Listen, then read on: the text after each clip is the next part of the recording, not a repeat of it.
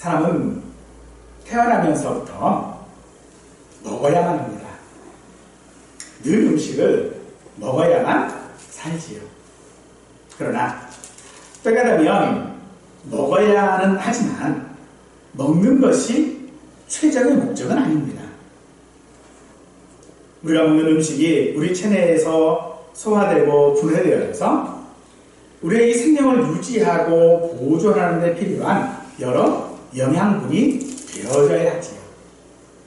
그렇지 않으면 사실 먹는 의미가 없는 겁니다. 음식을 먹음으로써 내 몸에 필요한 영양분을 잘 흡수해야 하는 것이 중요한 것이지, 내가 어떤 것을 먹었느냐 혹은 내가 얼마나 많이 먹었느냐, 사실 이런 건 그리 중요한 것이 아니라는 것이죠. 결국은 우리가 음식은 궁극적으로 우리의 생명을 유지하기 위한 하나의 수단이지 그 자체가 목적이 아닙니다. 사람은 태어나면서부터 음식을 먹어야 자라고 힘을 얻는 것처럼 우리 성도들도 우리를 자라고 성장시킬 수 있는 것이 바로 하나님의 은혜를 받아야 하는 것입니다. 그래야만 우리는 주님께서 우리에게 말씀하신 대로 그리스도의 장성한 분량에 이르기까지 자랄 수 있는 줄 믿으시기 바랍니다. 우리는 하나님께서 우리에게 베푸신 것이 은혜라고 하는 것을 잘 알고 있습니다. 그런데 이 은혜라고 하는 말은 참 매우 추상적인 그런 말입니다. 하지만 우리가 여기서 더 깊이 알아야 하는 것은 하나님께서 우리에게 베푸신 은혜는 결코 추상적이지 않다는 것입니다.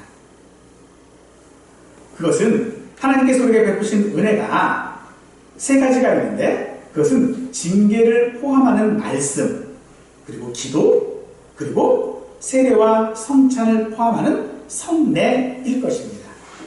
오늘 우리는 성찬식을 거행하게 되어지는데 이 성찬을 하기 전에 오늘 본문에서 우리 성도들에게 이 성찬을 통하여 주시는 은혜가 무엇인지를 알고 하나님께서 우리에게 주신 은혜를 남용하지 않고 또 죄를 짓는 어떤 기회로 삼지 않을 수 있고, 또 그러므로 말미암아 우리가 진정 하나님께 받아야 하는 은혜가 무엇인지를 이 시간 함께 생각하고자 합니다. 바울 사도는 또 베드로 사도로 그의 서신자들을 통해 보면 항상 하나님의 은혜가 있기를 바란다 라고 하는 말로 인사말을 시작하고 있는 것을 볼 수 있습니다. 이 말은 은혜의 주체가 그들 사도들이 아니라 하나님이라고 하는 것을 분명하게 말하고 있는 것이지요. 그러면서 하나님의 은혜를 헛되이 받지 말라라고 합니다. 헛되다라고 하는 말은 공허하다, 내용이 없다, 열매가 없다, 무익하다라고 하는 그런 뜻을 가지고 있습니다. 우리가 교회에서 흔히 사용하는 말 가운데 하나가 바로 은혜이지만 사실 그 의미대로 우리는 잘 사용하지 못하고 있는 것이 현실입니다. 우리가 어떤 일들을 할 때 보면 그런 말을 해요. 매사에 은혜대로 하자, 우리 은혜로 합시다 라고 하는 말을 합니다.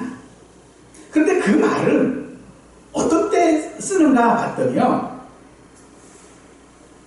회의 중에 쓰는 말들, 어떤 대화 중에 쓰는 말들, 그런 말인데, 그런 말을 사용할 때 보면 그게 쏙 좋은 의미로 사용되고 있지 않아요. 이건 그 말을 사용할 때 보면 이런 말이에요. 그냥 대충 하고 넘어갑시다. 은혜로 합시다 라고 하는 말을 조금 노골적으로 하면 더 대충 합시다. 그렇게 한다고 해서 뭐가 있습니까? 이런 말로 사용되어지는 경우들이 더 많다라고 한다는 것이죠. 그러나 이것은 은혜가 아닙니다. 정말로 우리가 은혜라고 말하는 것은 한마디로 자격 없는 자에게 베푸시는 하나님의 호의로서 그 대상이 자격 없는 자예요. 그리고 조건은 뭐냐? 값 없이 베푸는 것. 그것이 바로 하나님의 은혜입니다.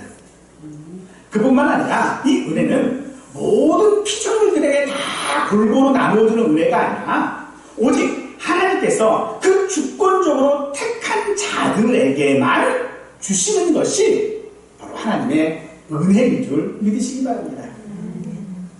그러므로 은혜를 입었다라고 말하는 성도는 마땅히 하나님의 자비와 그 사랑을 드러내는 삶을 살아야 할 것이지만 우리의 삶을 보면 은혜를 받았어도 이 은혜가 우리의 삶을 변화시키거나 또 세상과는 내가 좀 그래도 다르게 살아야 되겠다라고 하는 노력이 사실 우리에게 없다면 그것은 은혜를 받았다라고 말하기가 조금은 어려울 것 같습니다.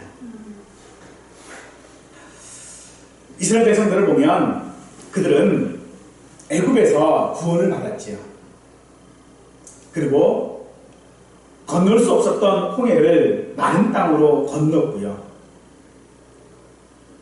40년 동안의 그 광야 생활 가운데서 신발을 닳지 아니하고 의복이 헤어지지 않는 은혜를 통하여 보호를 받았습니다만 그리고 가나안 땅에 그들이 입성했지만 그 모든 과정에서 우리들이 잘 아는 것처럼 그들은 늘 하나님을 반역하는 삶을 살았습니다.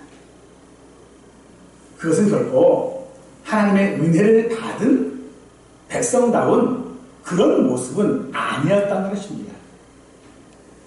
백성들은 하나님께서 베푸시는 그 만나를 통하여 분명히 은혜를 받았지만 그 은혜대로 살지는 못했다는 것입니다.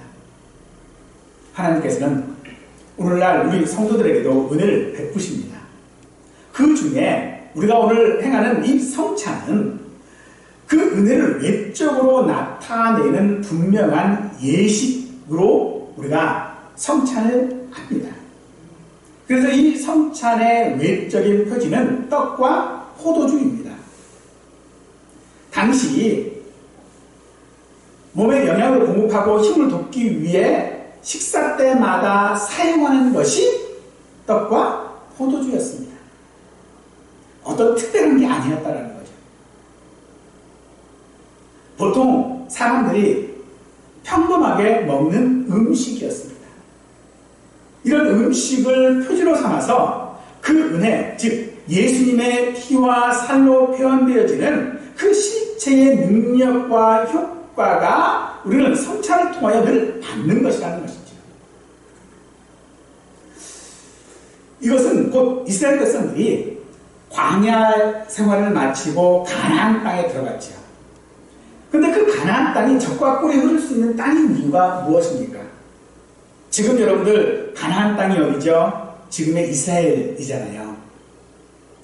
그 이스라엘 땅을 비롯한 그 중동 국가의 지형이 어떤가요? 정말로 젖과 꿀이 흐르는 땅인가요? 사람이 살기에 정말로 낙원 같은 땅인가요? 아니라는 거예요. 그런데 왜 그 땅을 하나님께서는 젖과 꿀이 흐르는 땅이라고 말씀하셨을까요?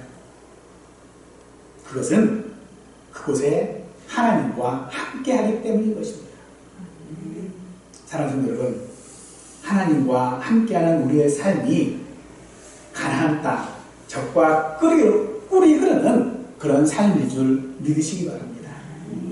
그것처럼 오늘 하나님께서 우리에게 이 성찬이라고 하는 이 떡과 포도주라고 하는 것을 통하여 우리에게 보이시고자 하시는 것이 무엇이냐면 이것을 상징적인 대표로 해서 이것에 담고 있는 그 의미가 있다라고 하는 것을 우리에게 말씀해주고 있는 것인데 그 의미가 무엇입니까? 그것은 바로 예수님이 우리의 은혜라는 것입니다.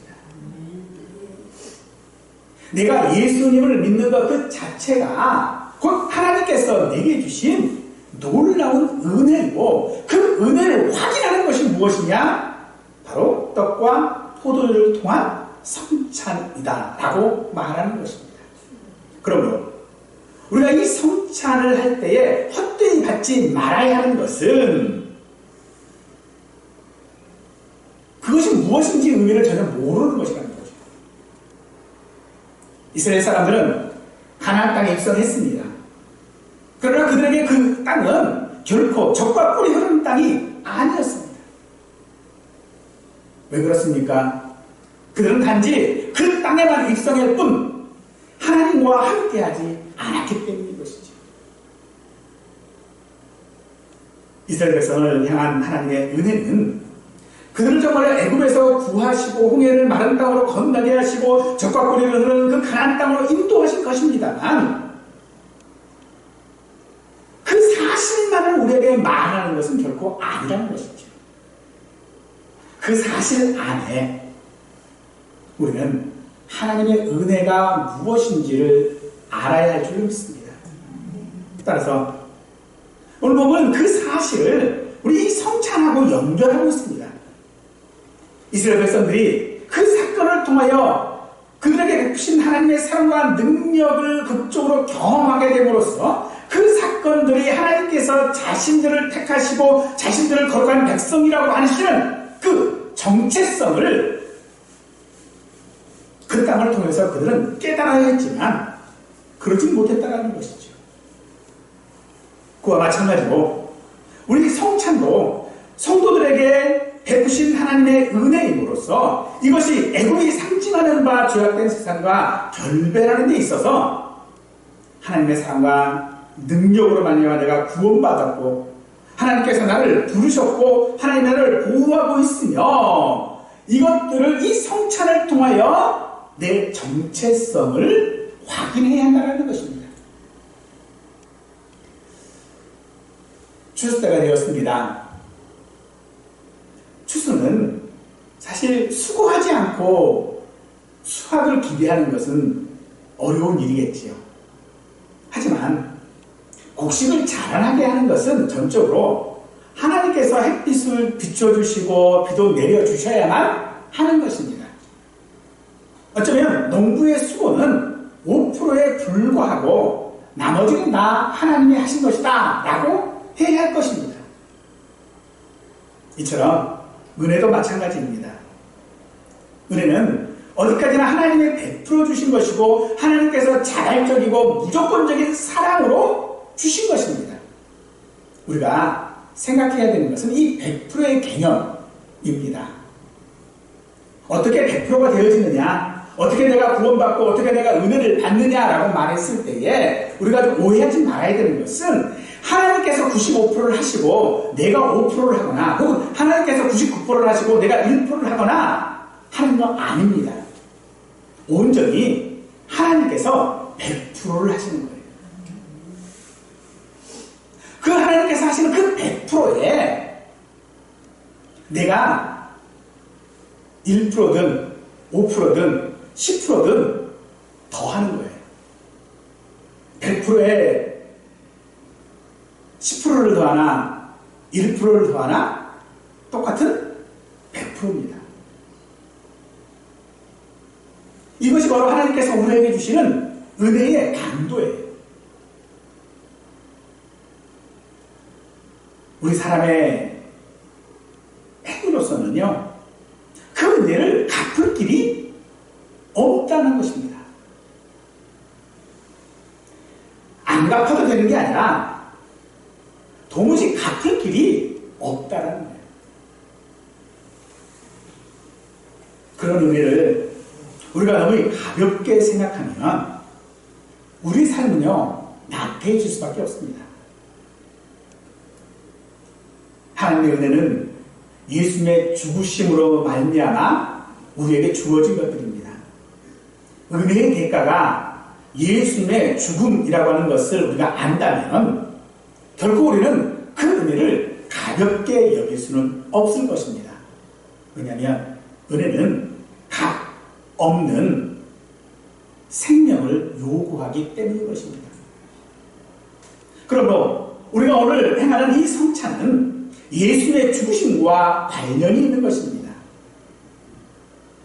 이 성찬을 통하여 우리는 실질적으로 우리가 받고 향유해야 할 은혜가 무엇인지를 알게 되어지는 것인데, 단순하게 떡과 포도주라고 하는 그런 단순한 음식이나 음료로 먹는 것이 아니라 이것은 우리가 하나님 앞에 은혜를 받는 수단인 것을 우리는 알아야 합니다. 먹고 마시는 것을 수단으로 해서 주시는 하나님의 은혜는 우리에게 생명을 유지하는 데 필요한 양식을, 영양을 공급하는 것입니다. 따라서 우리가 성찬에 참여하면서 먹고 마시는데 멈추지 말고 이것들이 의미하는 실체인 예수님의 몸과 피, 즉 하나님께서 요구하셨던 그 의의 충족을 위하여 찢기시고 흘리신 그 예수님의 죽음까지 우리는 나아가야 한다는 것이죠. 그래서 성찬은요, 말씀이 보일 수 있는 형태로 제공되어지는 은혜의 수단 중에 하나입니다. 그러므로 우리는 이 성찬을 여타의 다른 의미를 두고 사용하지 말아야 할 것이죠. 예컨대 고린도 교회처럼 식사를 대신하는 것으로 하지는 말아야 한다는 것입니다. 초대교회 때는 이 성찬이 매주 있었어요. 근데 이 매주 있는 이 성찬을 어떻게 했냐면 식사와 동일한 방법으로 했습니다. 그러다 보니 이 식사를 하는 데 있어서 본인들이 그것들을 준비해가지고 오게 됩니다. 그런데 가난한 사람들은 준비를 잘 못하겠죠. 그리고 늦게 오는 사람들도 있어요. 그래서 자기 것들을 가지고 자기가 먹어버리면 늦게 온 사람들이나 가난한 사람들은 그 예배에 와서도 여전히 배고픈 상태가 되어지죠. 왜냐하면 식사로 해버렸기 때문에. 그러나 그것은 식사로 사용할 수 있는 것들이 결코 아니라는 것입니다. 그것처럼 우리가 이 성찬을 다른 의미로 쓰는 것이 어떤 것이 있을까요? 다른 의미. 그것은 나는 이 성찬을 받기 합당하지 않은 사람이야 라고 하는 생각입니다. 이 성찬은 우리가 아는 것처럼 그냥 일반적인 떡과 포도주입니다. 여기에 내가 이것을 먹고 마실 때에 어떤 특별한 변화가 있는 게 아니라는 거예요. 근데 여기에 어떤 변화가 있는 것처럼 해서는 안 된다는 거예요.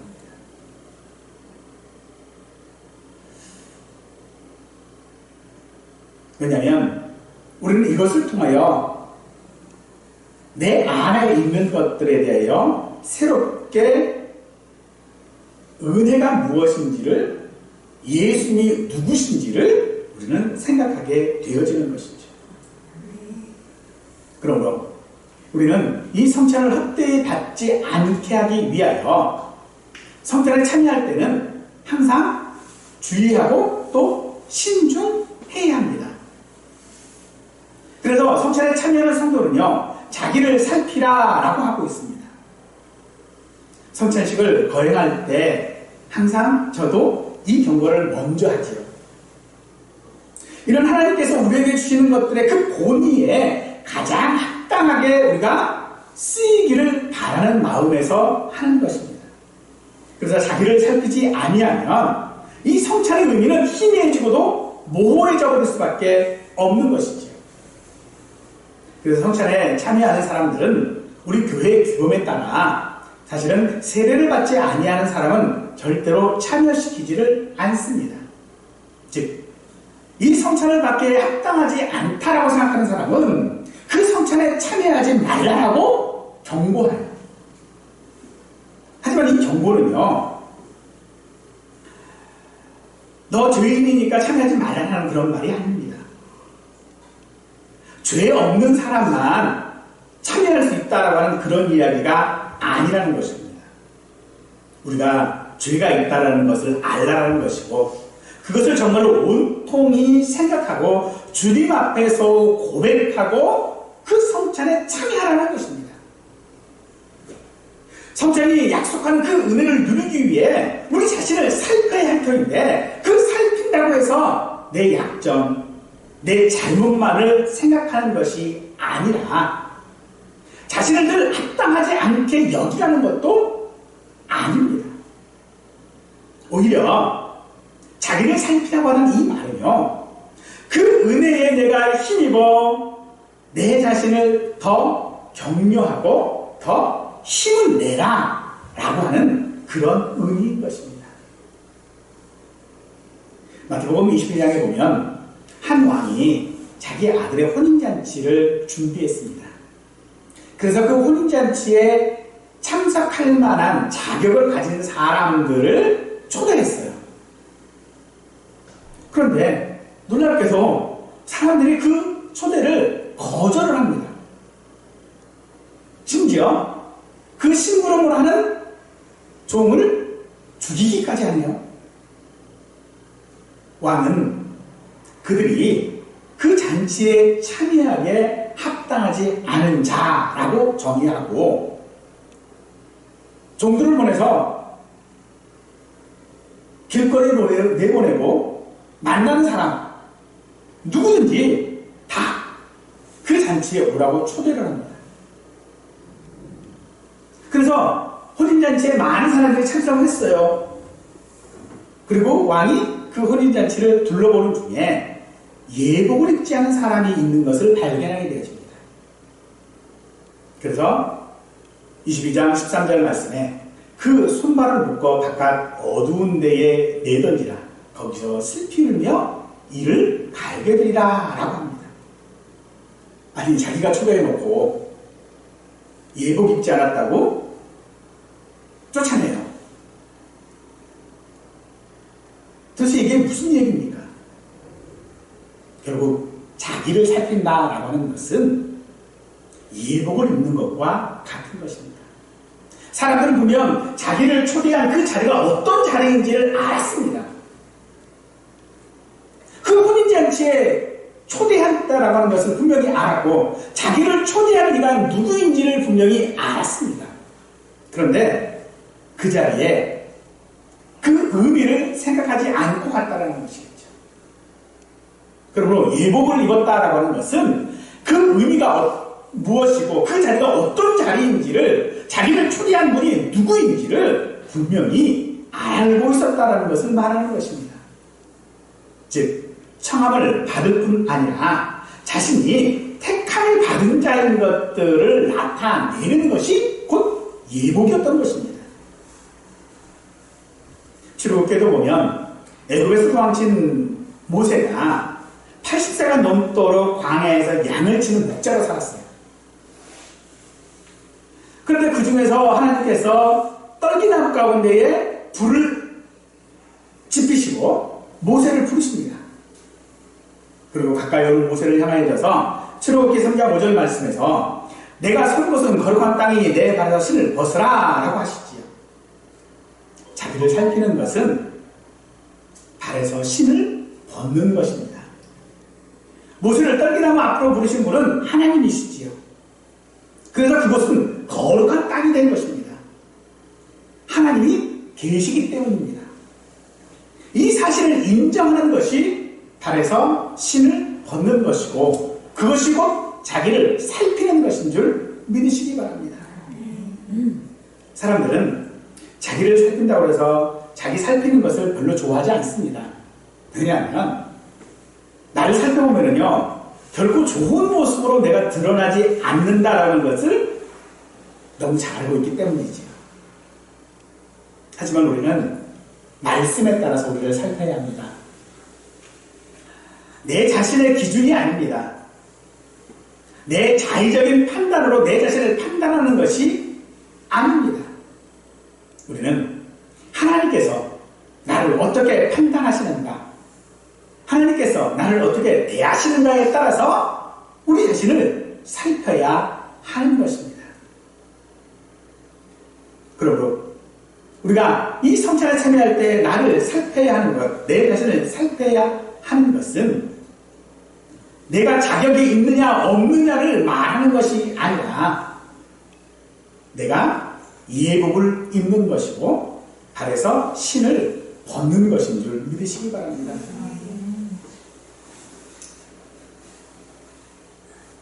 이스라엘 백성들은 애굽의 압제에서부터 벗어나서 가나안 땅을 향했지만 그들의 삶이 결코 형통했던 것은 아닙니다.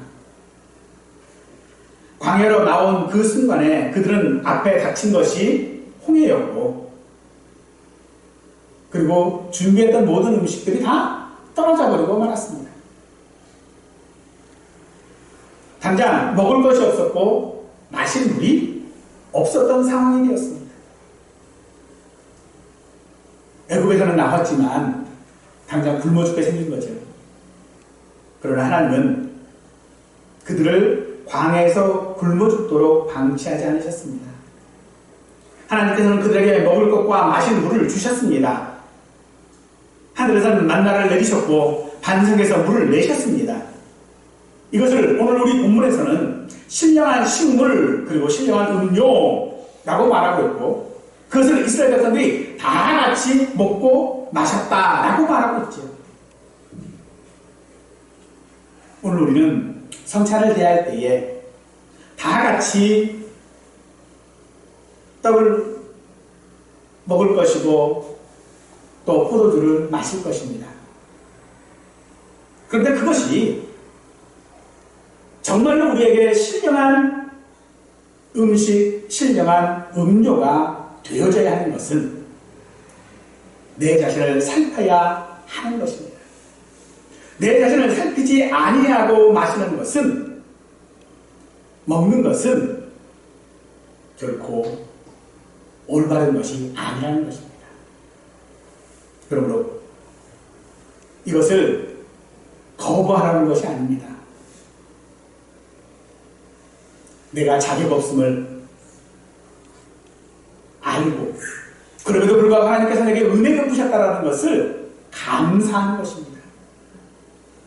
사랑하는 여러분, 하나님은 우리가 이 땅에 살아가면서 생명을 보존하도록 우리에게 양식들과 음료들을 주셨습니다. 그 중을 대표하는 것들이 이스라엘 백성들 앞에서는 그것이 떡과 포도주였지요. 하나님께서는 우리의 생명을 보존하시기 위하여 우리에게도 그와 같은 양식과 음료를 주시는데, 그것이 바로 예수님의 몸을 대표하는 떡과 포도주인 것입니다. 이를 통하여 우리는 새 생명을 공급받는 것입니다.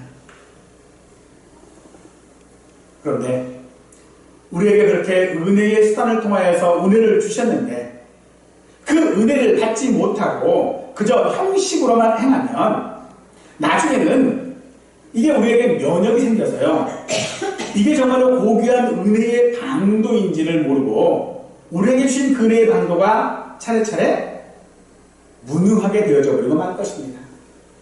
즉, 우리가 성찬 하나를 제대로 받지 못하면 말씀을 들을 때도 그 말씀이 내게 은혜가 되지 못하고요, 기도 응답이 있어도 그것이 내게 응답을 통한 은혜가 되지 못한다는 것입니다. 말씀을 받을 때면은 왜 나를 책망하느냐라고 얘기할 것이고요, 기도가 응답되지 않으면은 왜 내 기도는 들어주지 않느냐고 우리는 불평하게 되어질 것입니다. 그러므로 우리는 항상 하나님 앞에 우리의 자신을 돌아보시기 바랍니다. 이 성찬을 통해서만 내가 믿는 자인 것을 확인할 수 있는 것은 아닙니다. 이 성찬의 찬양을 통하여져서 내 모든 죄가 사라지는 것도 아닙니다. 그러나 이 성찬에 내가 찬양을 통하여져서 우리는 하나님께서 내게 주신 은혜가 무엇인지를 알고 그 은혜를 헛되이 받지 않아야 할 것입니다.